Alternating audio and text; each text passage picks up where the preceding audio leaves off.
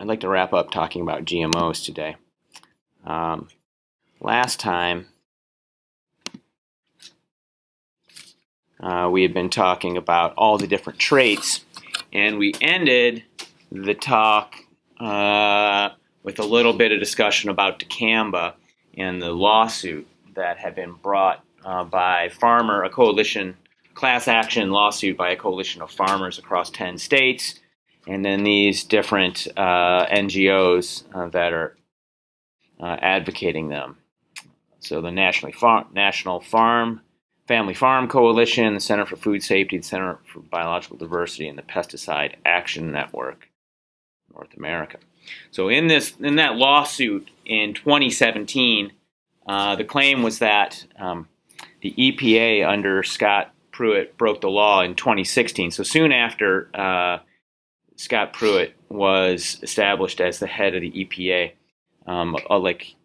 this guy was incredibly efficient at his job. Scott Pruitt, in some ways, was one of the more remarkable heads of the EPA that we've ever had in his ability to deregulate and undermine environmental protection regulation. He was I don't know how much you guys know about Scott Pruitt, but he was the Attorney General for the state of Oklahoma, where he had, I don't remember the exact number, but he had brought a tremendous number of lawsuits against the EPA on behalf of the petroleum industry. Really, the petroleum industry had been drafting these briefs and then giving them to Pruitt's office, and then he had been filing them as the Attorney General in Oklahoma.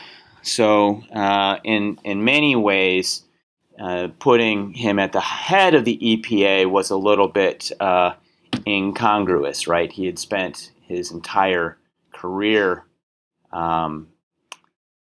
in government acting sort of as an establishment lobbyist for the petroleum industry, working against environmental regulation. So then he was like having the fox run the hen house in some ways.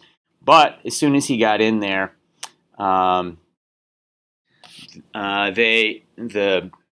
registration for dicamba had been caught up in a bunch of bureaucratic review, and that suddenly went away. And the claim in the lawsuit is that the EPA broke the law by ignoring key requirements of the Endangered Species Act and FIFRA, which is a regulation that governs the use of insecticides, etc.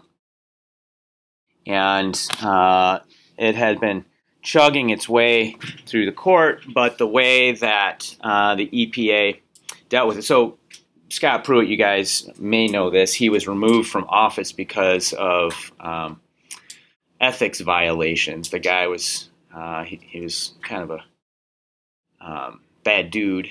He was spending a bunch of money on all kinds of things he shouldn't have. You can look up Scott Pruitt if you want to find out more about him. But he was replaced by this guy named Andrew Wheeler, who was a lobbyist. Let me get this right. Who was he a lobbyist for? He was a lobbyist. He was an industrial. It might have been industrial ag lobbyist, who had also, in the same vein as Scott Pruitt, but not from in government, had been working to undermine environmental protection regulation. He'd brought a significant number of lawsuits.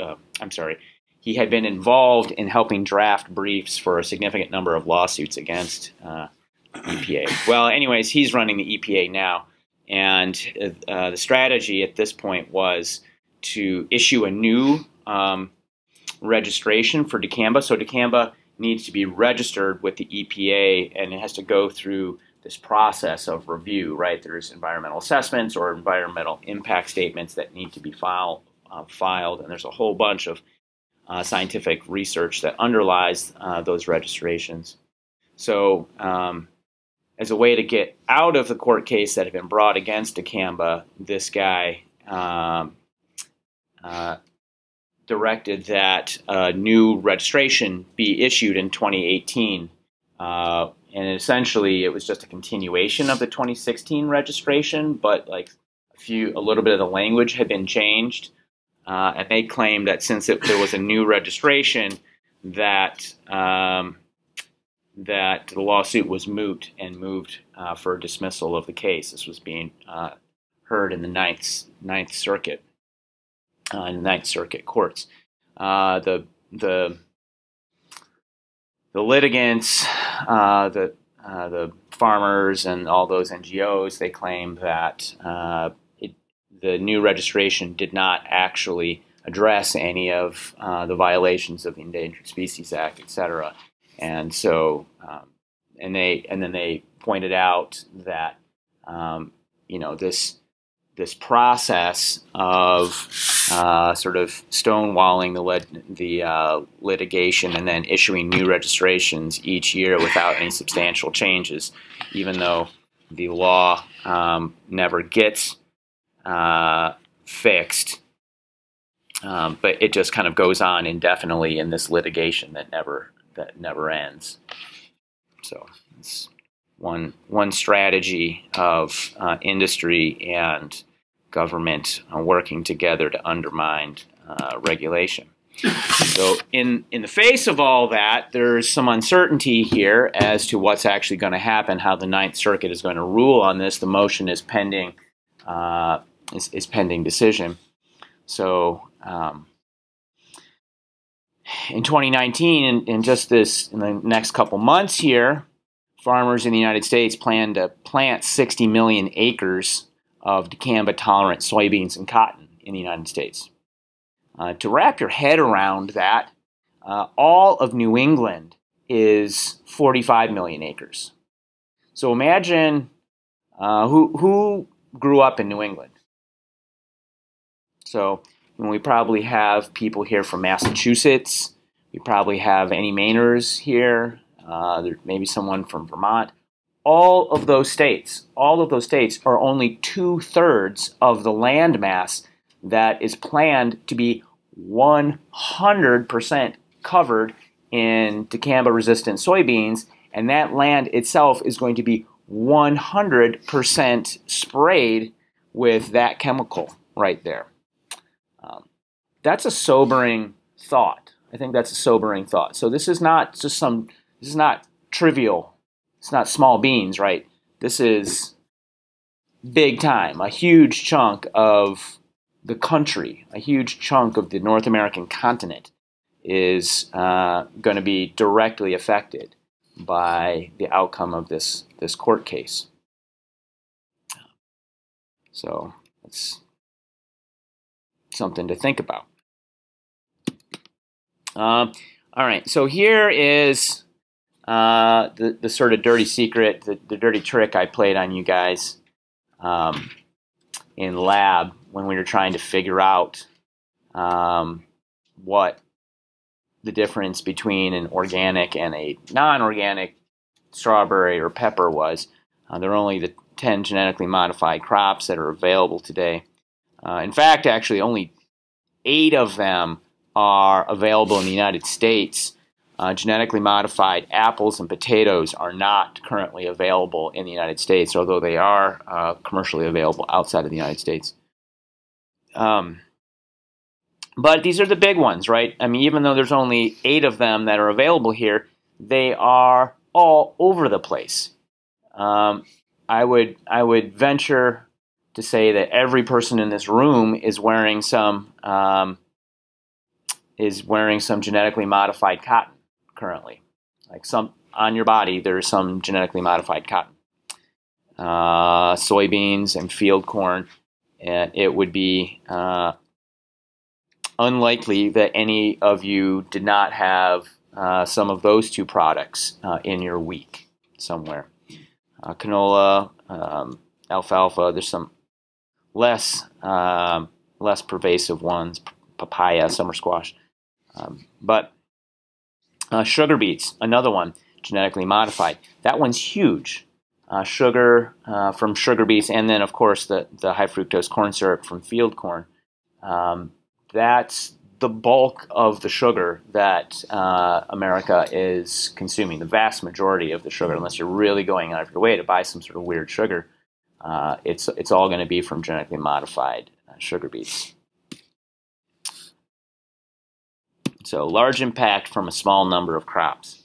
So saying that there's 10 crops total, 8 in the U.S. That are approved, there are a lot of different types of modifications, however. So there's over 120 genetically modified seeds that have been deregulated by the USDA.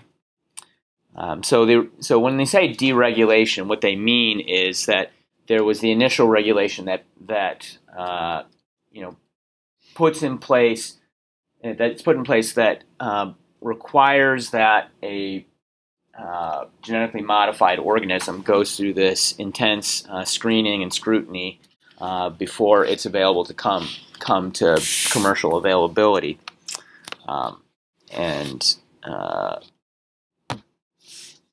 Foods that haven't gone through that process are still under that regulation, the proscription, whereas when they get approved, that's their deregulation. So we see there's, by far and away, corn has the most number of genetically modified seeds that are available, about 33.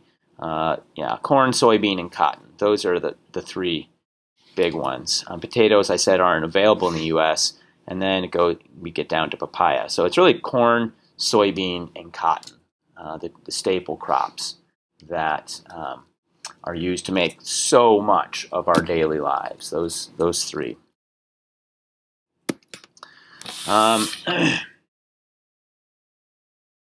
So almost 90% of the acreage for those plants in the U.S. is GMO. And this doesn't mean the other 10% is organic. It can be organic or inorganic, using pesticides.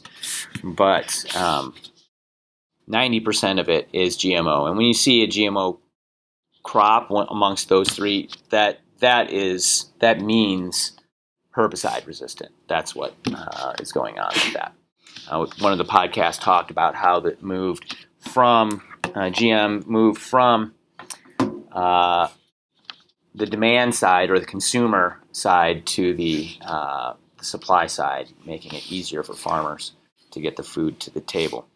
And we've seen the use of GMs really.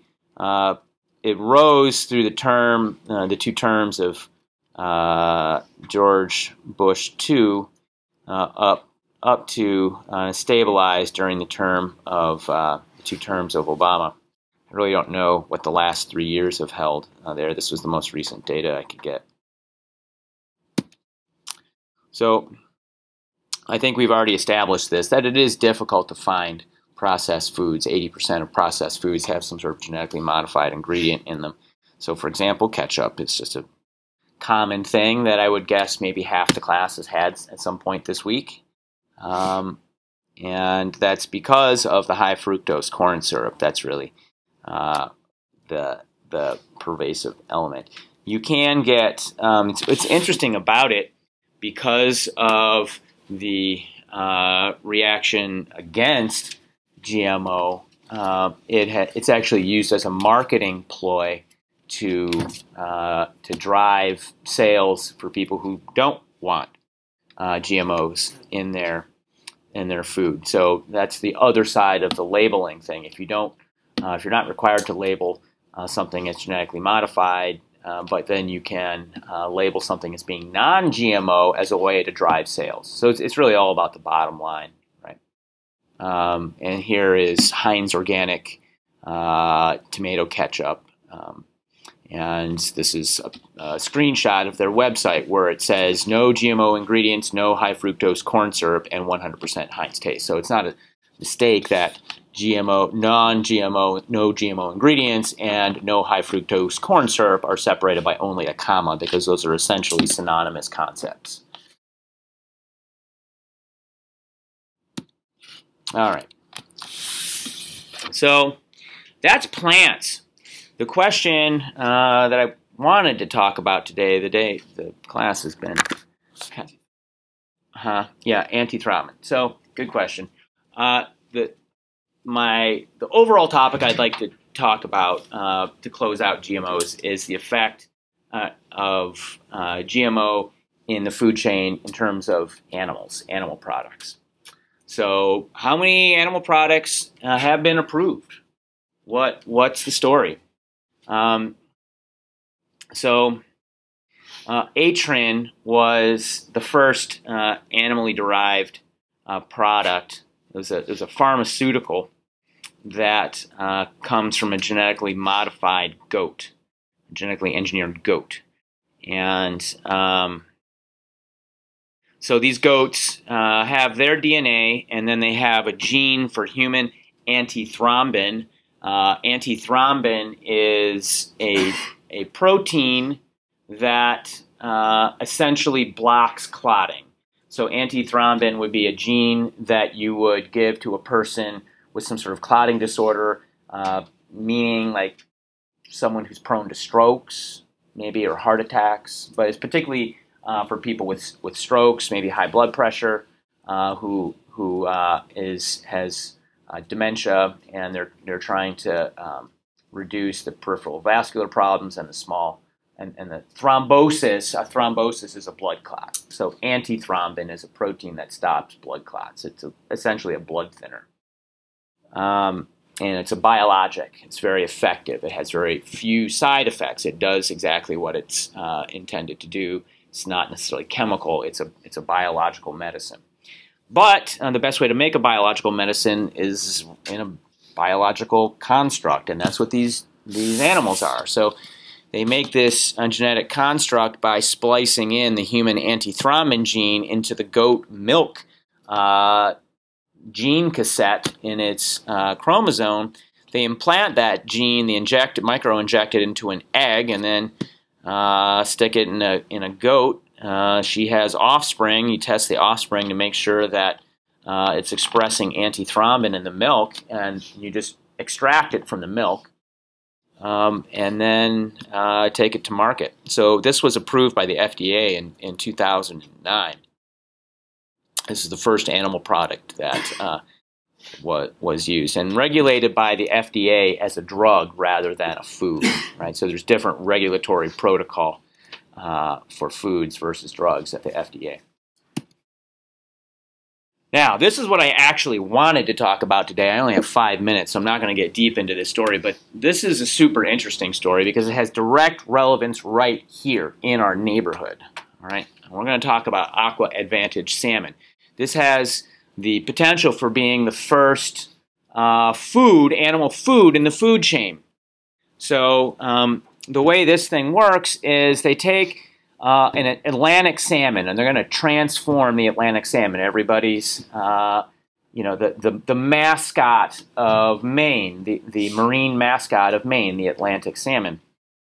They take a growth hormone from the Chinook salmon that's out in the Pacific, and they splice it into the Atlantic salmon in front of a promoter from ocean pout. It's this kind of like eel-like fish, this weird fish.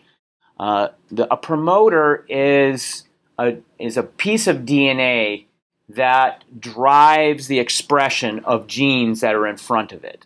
Okay, so it's a piece of DNA that promotes the expression of a gene in front of it, and this ocean pout promoter takes this Chinook salmon growth hormone and just makes it go gangbusters in the Atlantic salmon DNA. And they take this construct and they inject it into the wild salmon egg, and they make a fish that's triploid.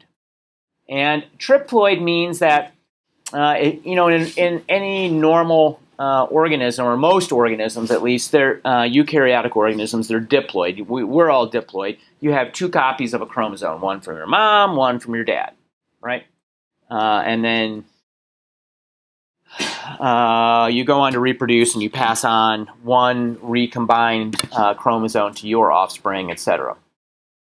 triploid just has an extra copy of that chromosome in there. So, like, for example, Down syndrome is trisomy 23. Those people with Down syndrome have an extra 23rd chromosome. Right? So they stick an extra chromosome in these fish, and one of the things that happens, obviously it's going to make them grow faster, but it makes them sterile. They can't reproduce. Usually above 95% of them end up being sterile and unable to reproduce, which is fine. I mean, it's a proprietary thing, and they want to protect that. They also don't want it getting out into the ocean because it be like Pandora's box, wreaking havoc if that gene got into the wild fish population from a fish that was able to reproduce. Why would they do that? Why would they do what? Why would they? Yeah, they would create a fish that's sterile for a couple reasons. Number one, because this is their technology. They want to be in control of this technology. If the fish reproduced, you could buy, a set of eggs, and then if they reproduced, you could just keep reproducing them, and you'd never have to come back to them and buy eggs. Since the fish is sterile, each new batch of fish that you want to raise, you got to buy a new batch of these engineered eggs from them, right? So there's the economic, aspect of it being proprietary technology. The second side of it is these fish. So let's go here. These fish grow like gangbusters. These two fish here are both 18 months old. The genetically altered one is 2 feet long after 18 months and weighs 6.5 pounds. That's a big fish. That's a big fish, right? That's a salmon that big. You'd be pretty happy to have that on the end of your hook. This other, a normal wild type fish, is barely a foot long and only weighs 2.8 pounds. That's less than half its size. All right. So if you had one of these fish, let me finish the thought and I'll let you out. If you had one of these fish escape into the wild, they may be able to wreak havoc on the food chain, right? It's hard to predict what would happen if that fish got out and introduced that gene into the breeding stock where it was actually stable. All right. So salmon comes from Maine, and there are implications here in Maine. We will talk about that next time, and then we will move on, I promise, to proteins. There's another literature assignment that I'm going to post in the next day or something like that. So you can look for that if you want to get a head start on it. I'll introduce it when we get to class next time. And I'll also put up new podcasts this afternoon. I'll put the next batch of podcasts up.